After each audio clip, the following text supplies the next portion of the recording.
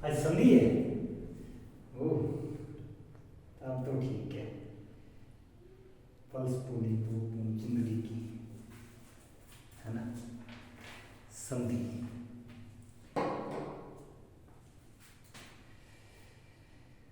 देखो आज टॉपिक है हमारा संधि। संधि की अगर अर्थ की बात की जाए कि संधि होती क्या है, ठीक है, तो क्या होता है कि संधि का अर्थ होता है मेल या फिर समझौता। क्या होता है? मेल या फिर समझौता। दो वर्णों के बीच या फिर दो वर्ण निकटवर्ती से जब मिलते हैं तो वो क्या कहलाता है? हमारा संधि। दो वर्णों के बीच जो योग बनता है उसको कहा जाता है संधि। ठीक है। संधि के अगर भेद की बात की जाएगी तो वो होते हैं हमारे तीन तरह के। कौन कौन से होते हैं? स्वर संधि, व्यंजन और एक होता है हमारा विसर्ग।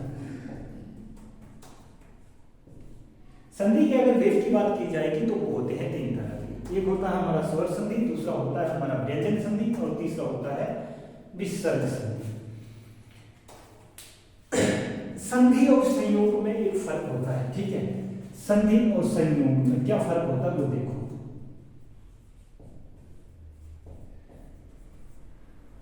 संधि वर्णों के बीच निहित होती है और संयोग क्या होता है कि जो जैसा अक्षर लिखा हुआ है उसको ज्यों का त्यों ही लिखा जाता है। ठीक है, जैसे एग्जाम्पल देखो, सज्जनता, सज्जनता। अब इसमें क्या होता है कि ये सब जैसा का जैसा लिखा जाएगा उसको वैसे ही अलग कर दिया जाता है। मतलब इसको क्या होता है, प्रत्येक के अकॉर्डिंग अलग किया जाता है। ठीक है, उसको क्या कहा जाता है? संयोग कहा जाता है। और संधि जो होती है वो होती है हमारी इसमें वर्णों में। हर किसी शब्द की संधि नहीं कर सकते हैं हम। सिर्फ 99% शब्द ऐसे होते हैं जिनका संधि विच्छेद होता है। 1% शब्द ऐसे हैं जिनका संधि विच्छेद नहीं होता है। ठीक, संयोग में ठीक है कि और कौन सा मतलब? देखो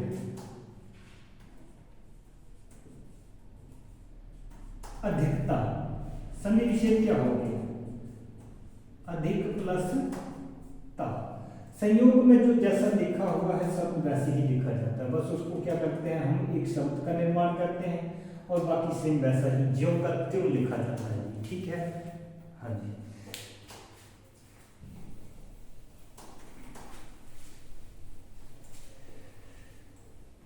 स्वर संधि के भेद तीन: स्वर संधि, व्यंजन और विसर्ग। शुरुआत हम करते हैं यहां से, स्वर संधि से। इसको हम अगली क्लास में देखेंगे। जब स्वर से स्वर का मेल होता है तो वो हमारी क्या कहलाई जाती है?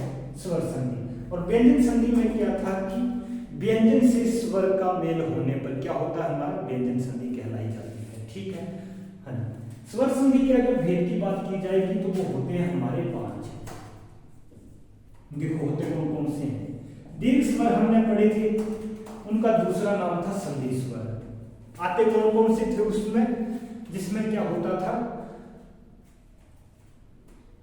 2 गुना ज्यादा समय लगता था हमारा, उनको क्या कहा जाता था? हमारा दीर्घ स्वर कहा जाता था। दीर्घ स्वर के भी 2 भेद थे, एक था हमारा मूल स्वर और दूसरा था हमारा संयुक्त स्वर। मूल स्वर में हमारे जो रहते थे, जो खुद से बने होते थे, उनको क्या कहा जाता था? मूल स्वर कहा जाता था। लिखने की जरूरत नहीं है। तो मूल स्वर वे होते हैं जिन्हें बोलने के लिए क्या है हमारा, हर्षण की अपेक्षा 2 गुना ज्यादा समय लगता था। और दीर्घ स्वर का दूसरा नाम भी क्या था? संधि स्वर था। ठीक, स्वर संधि के अगर भेद की बात की जाएगी तो वो होते हैं हमारे कितने? दीर्घ संधि, गुण संधि, यण संधि, अयादि संधि और वृद्धि संधि। हो गए हमारे 5। संधि के अगर भेद की बात की जाएगी तो वो होते हैं 3। अगर स्वर संधि के भेद की बात की जाएगी तो वो होते हैं 5।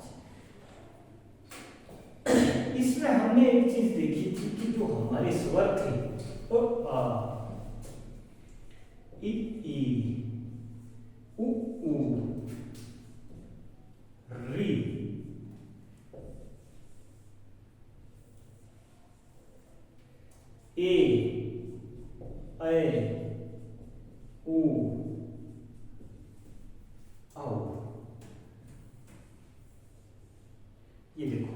तीन ग्रुप में हमने इसको डिवाइड किया हुआ था, ठीक है। दो हमारे इसमें रहते थे, 5 इसमें रहते थे, 7 और 4 रहते हैं इसमें, ठीक है। इस ग्रुप का नाम हमने बताया था ए है, इसका बी है और इसका सी है। तीन ग्रुप में इसको डिवाइड किया हुआ है।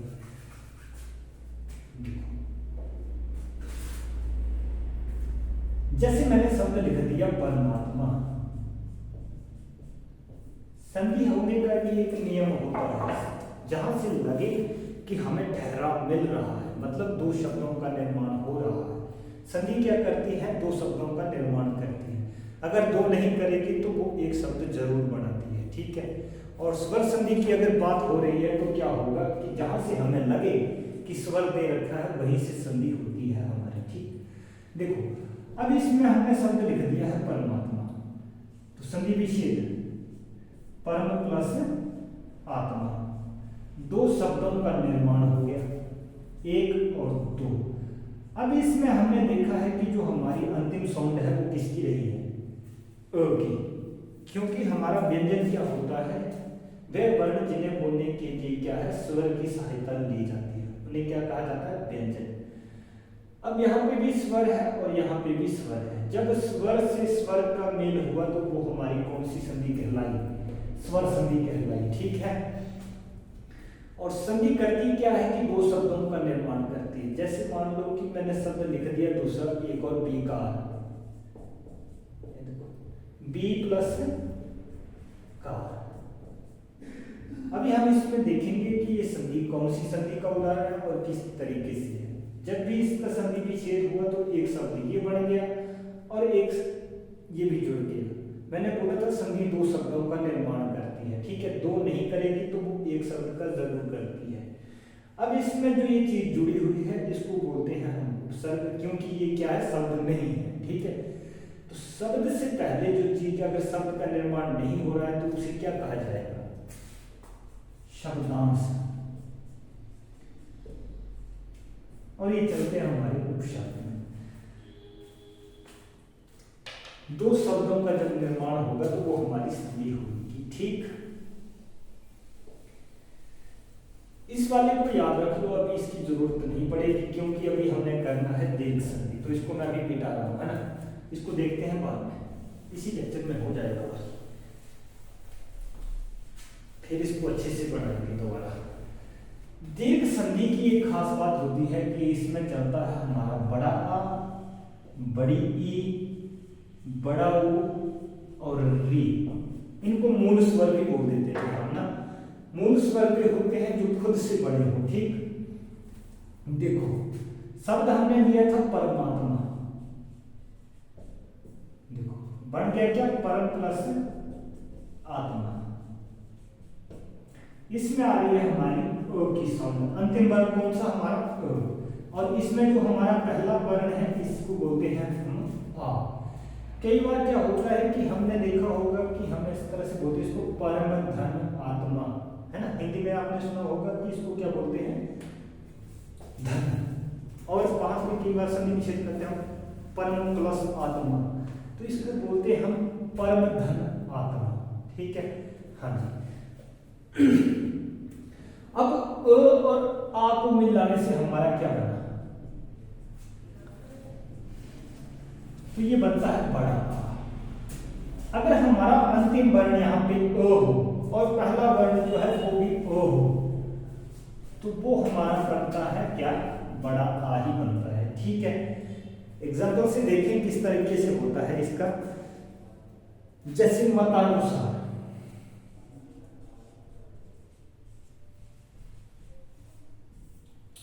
कंपटीशन का जमाना है भाई, उल्टा सीधा दोनों तरफ से पढ़ना है। शब्दों का निर्माण दोनों तरीके से होना चाहिए। और हमारा अकेडमी आने का मतलब यही है कि हम कम समय में ज्यादा चीज सीखें, है ना।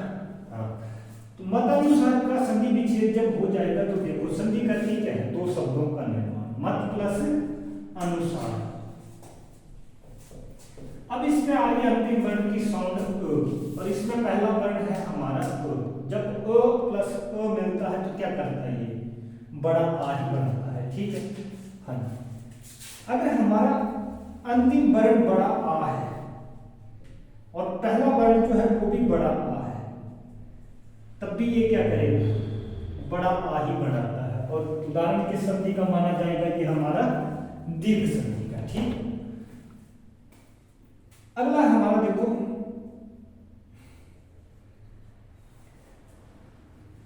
बड़ा आ प्लस छोटा बोलता, अगर अंतिम वर्ण बड़ा आ है और पहला वर्ण जो है वो छोटा ओ है। किस तरीके से देखो, शब्द लिख देता हूं मैं यथार्थ।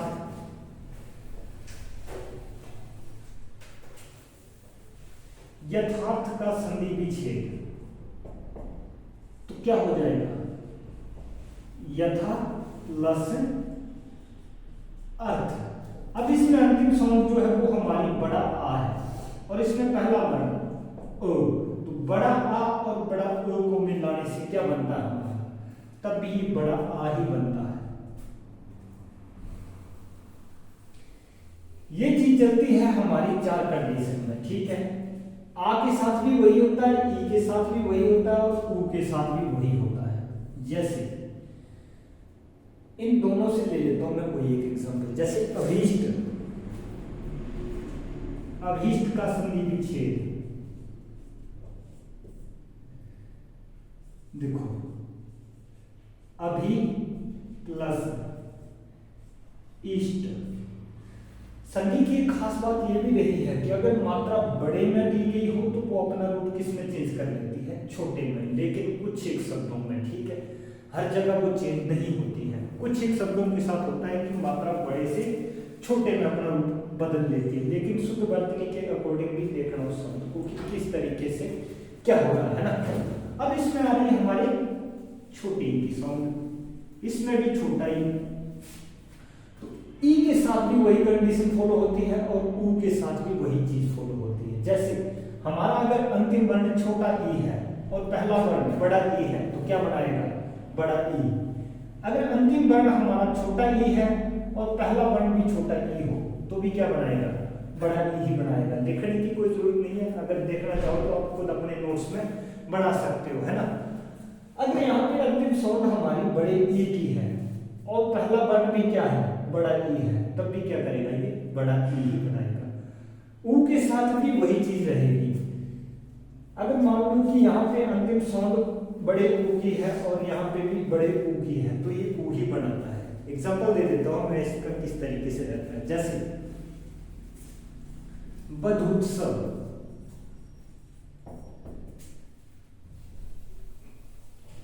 बधूत्सव का संधि विच्छेद क्या होगा,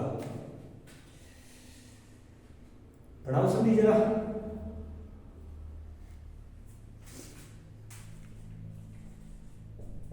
बधु प्लस उत्सव, ये आ गया हमारा बड़ा ऊ और ये आ गया छोटा ऊ, तो क्या करेगा, ये बड़ा ऊ ही बनाएगा। ठीक है, हाँ जी।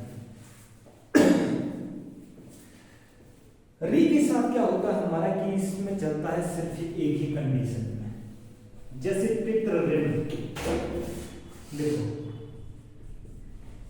पितृ ऋण, अब इसमें संधि विच्छेद होगा तो किस तरीके से होगा, ठीक है, पितृ प्लस ऋण। अब इसमें री और इसमें पहला वर्ण भी री और री जब मिलते हैं तो ये री का ही निर्माण कर दिया और उच्चारण इसका ग की भांति होता था हमारा। ठीक है, ये सिर्फ एक ही कंडीशन में चलता है, इसके साथ चार कंडीशन नहीं चलती है, ये वाला जो है। ठीक है,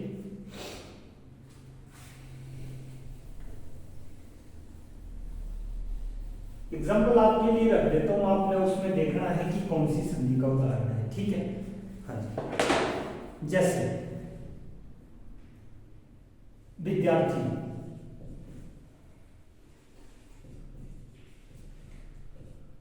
शुद्ध वर्तनी के अगर अकॉर्डिंग बात की जाएगी तो ये विद्यार्थी सही है या फिर गलत है, सही है।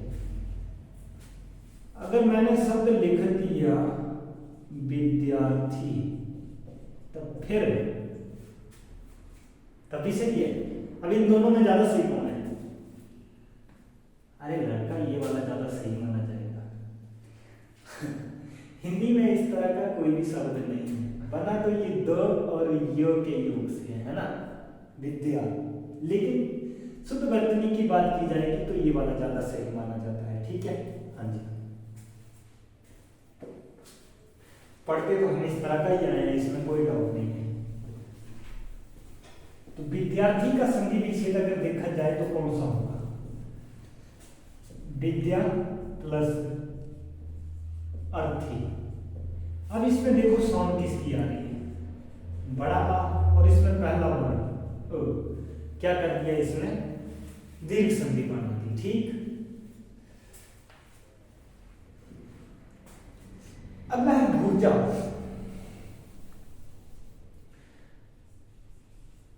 भुजा का संधि विच्छेद, संधि विच्छेद करो, मैं बताता जाता हूं, लिखता जाता हूं मैं शब्द। अमूर्मी,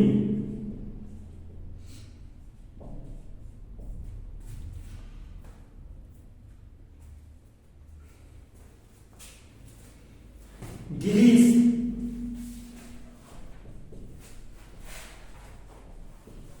रजनीश।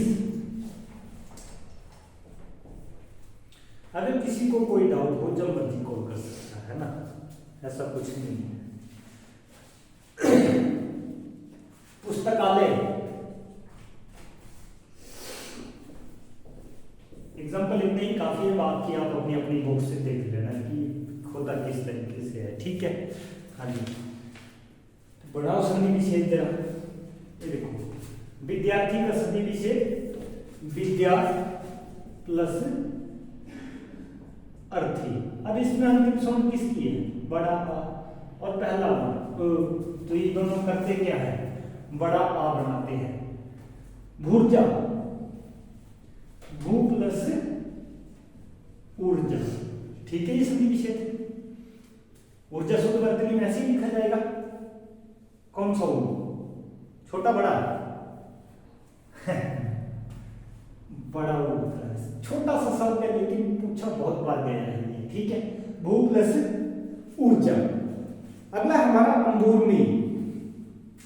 संधि का मैंने बोला था कि अगर मात्रा बड़े में है तो 99% केस में क्या करते हैं?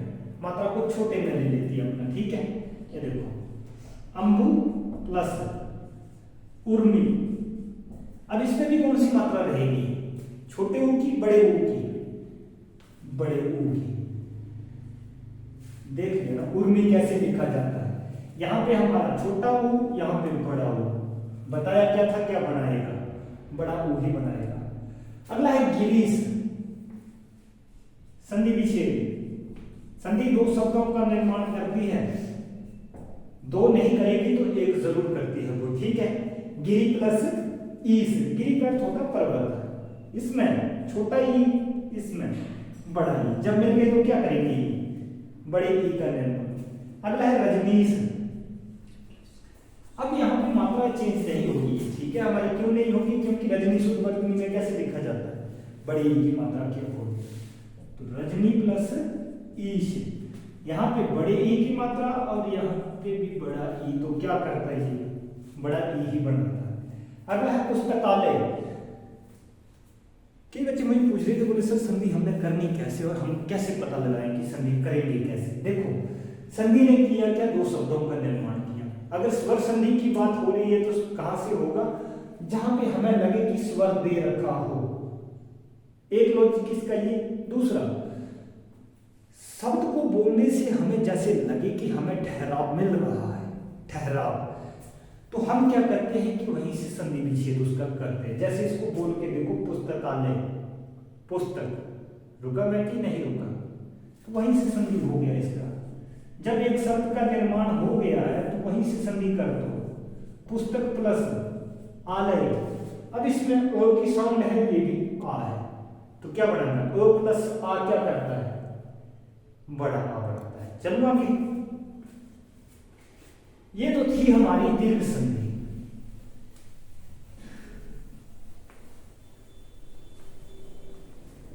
अब बात करते हैं अगले वाले की, गुण संधि, यण संधि, अयादि और वृद्धि की। इस वाले का काम हो गया है तो मैं इसको मिटा देता हूं, है ना।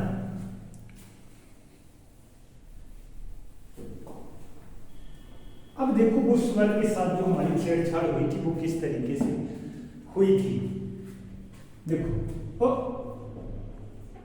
आ, ई ई, उ ऊ, री ए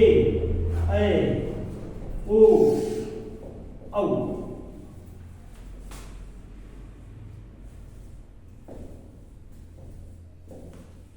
पहले भी हमने देखा था जब हमने स्वर किए थे तब इसको हमने 3 ग्रुप में बांटा था।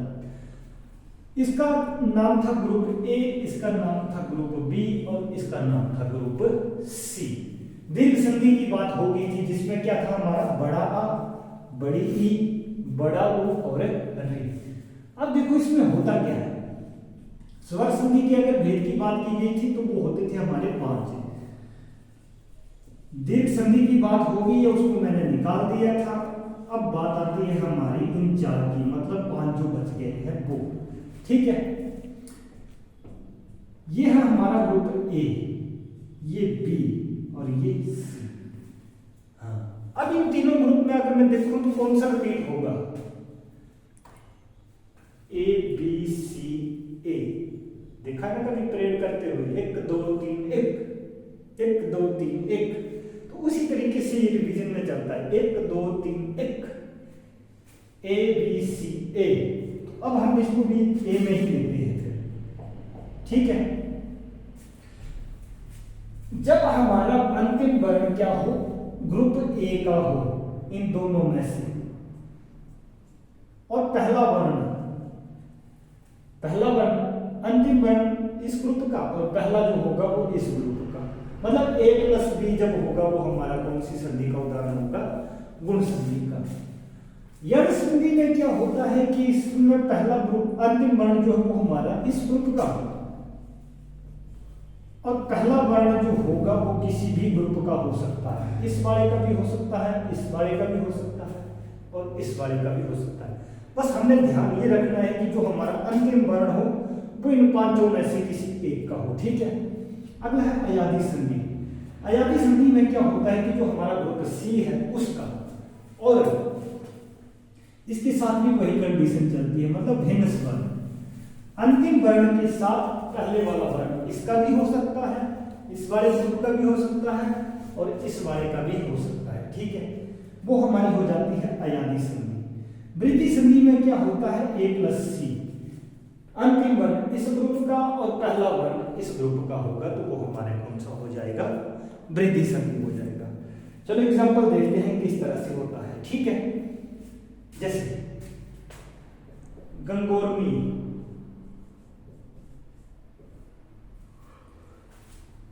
नरेश,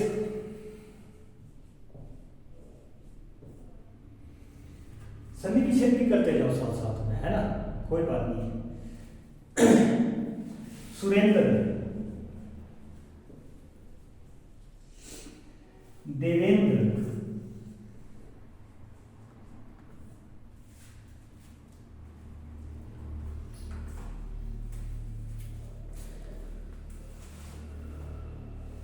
परीक्षोपयोगी,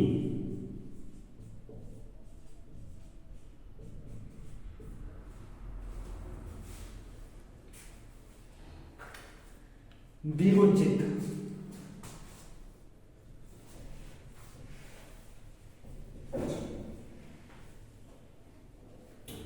बड़ा जरा संधि विच्छेद इसका बताओ कि कौन सी संधि का उदाहरण है। चलो देखो, गंगोर्मी का संधि विच्छेद क्या होता है, जब 2 शब्दों का निर्माण हो जाएगा। गंगोर्मी मतलब गंगा प्लस उर्मी। संधि तो हर कोई कर लेता है, लेकिन हमने उसमें देखना यह है कि है कौन सी संधि का उदाहरण, और आपसे प्रतियोगी परीक्षा में संधि विच्छेद में ही पूछा जाएगा। ठीक है, सीधी बात होती है कि बताओ कौन सी संधि का उदाहरण। ये देखो, गंगा प्लस उर्मी। अब इसमें अंतिम शब्द किसकी आ रही है हमारी, बड़ा। इसमें पहला वर्ण कौन सा है, ऊ। आ और ऊ को मिलाने से क्या बनता है, हमने पहले लेक्चर में भी रिपीट किया था इसको, क्या किया था, जहां पे हमने क्या किया था, स्वरों को देखा था। ठीक है, अगर वो वाली वीडियो नहीं देखी तो वो भी देख सकते हैं, और जिन्होंने क्लास नहीं लगाई वो वहां पे जा सकता है ना। अब देखो, आ हमारे कौन से ग्रुप में है, इस वाले में। ऊ कौन से ग्रुप में, इस वाले में। तो आ और ऊ को मिलाने से हमें निकाल फर्क पड़ता कि ओ बनता कि औ बनता, है ना। देख लेना वैसे, है ना। हाँ, हमें सिर्फ देखना है कि a प्लस बी हमारी कौन सी संधि का उदाहरण होगा। सिंपल सी बात है, a प्लस बी जहां भी होगा वो कौन सी संधि का उदाहरण, गुण संधि का उदाहरण है हमारा। अगला है हमारा नरेश, ये देखो नर प्लस ईश, ठीक है। ये क्या होगा फिर इसमें मात्रा, इसके ऊपर हमेशा मात्रा लगी रहती है और हमारे एग्जामिनर इसी चीज में कंफ्यूज करता है। एक ऑप्शन पे क्या होगा, इस दे के रखा होगा और वहां पे मात्रा नहीं होगी, है ना। तो इसके ऊपर हमेशा मात्रा का प्रयोग होता है, ठीक है। हाँ, अब इसमें देखो र में किसकी साउंड आ रही है, र अपने आप में एक व्यंजन है तो उसके साथ किसकी साउंड है, अ की साउंड। अब इसमें पहला वर्ण कौन सा हमारा, ई, अ और ई को मिलाने से क्या बनता है, आई, ये बनता आई। हमें नहीं फर्क पड़ता उस चीज से कि क्या बनता क्या नहीं बनता, हमें सीधा देखना है कि ये ग्रुप ए में है तो ये बी में है तो कौन सी संधि का उदाहरण है, ए प्लस बी कौन सी संधि का उदाहरण है, तो कौन सी संधि का उदाहरण हो गया, ये हो गया हमारा गुण संधि का। अगला हमारा सुरेंद्र, ये देखो सुर प्लस इंद्र, इसके ऊपर क्या होता है मात्रा लगी रहती है और इंद्र के ऊपर जो होता है हमारा वो मात्रा नहीं होती, ठीक। इस चीज का भी ध्यान रखना। अब इसमें भी क्या है हमारा अ की साउंड, इसमें पहला वर्ण ई, अ कौन से ग्रुप में है, ई कौन से ग्रुप में, ए प्लस बी कौन सी होगी हमारी, देवेंद्र का संधि विच्छेद कर लो, देव प्लस इंद्र, देव प्लस इंद्र, इसमें भी हमारा अ, इसमें ई, तो ए प्लस बी कौन सी होगी हमारी गुण संधि। अगला है परीक्षोपयोगी,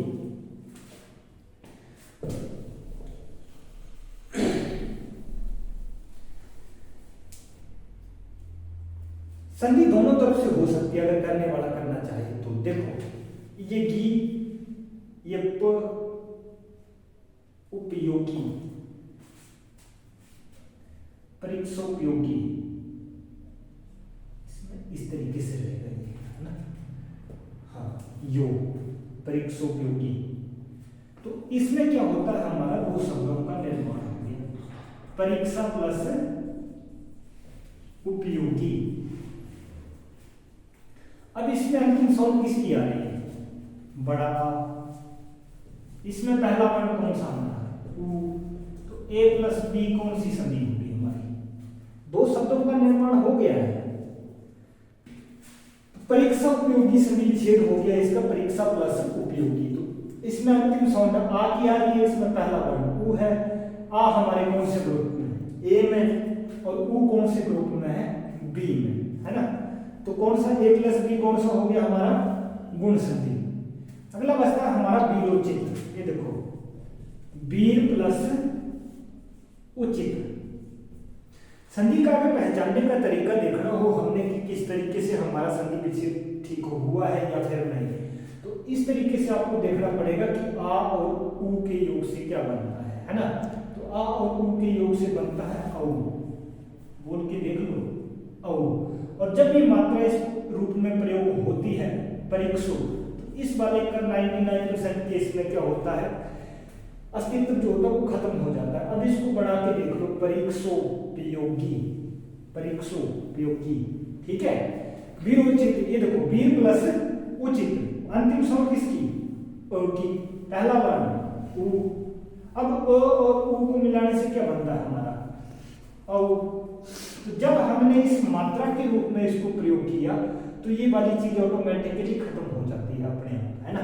ये देखो वीरोचित, मात्रा के रूप में जब अ और उ को लिया तो बन गया हमारा औ, तो एक शब्द बन गया हमारा वीरोचित।